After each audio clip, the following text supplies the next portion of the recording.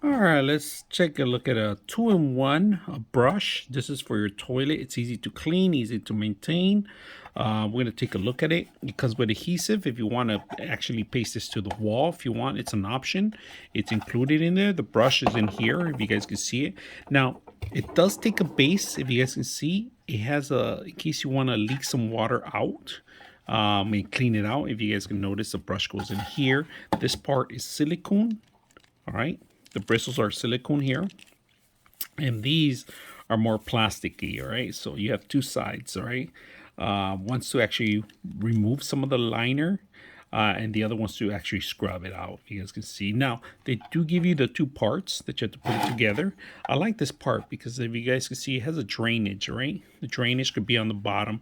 It comes with a cup itself. It's going to retain a lot of water, but a moisturizer will automatically evaporate, so you don't really have to replace it unless you dip it too many times. So we're going to actually use it today. As you can see, we're going to put it together. We'll put one section here. So it comes in a little box, plenty of room for it. Then you got this section here, and twist it enough. Make sure it's nice and tight, and then it's easy to remove anything you have. Put it in there, dip it in there. As you can see that, and then rub the ends, scrub it out. You should be good. So let's put it to a test. All right, so we have it here. I put some liquid in there.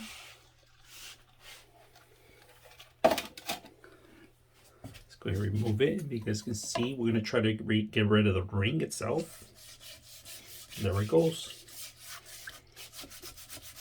And if you can do it the other way.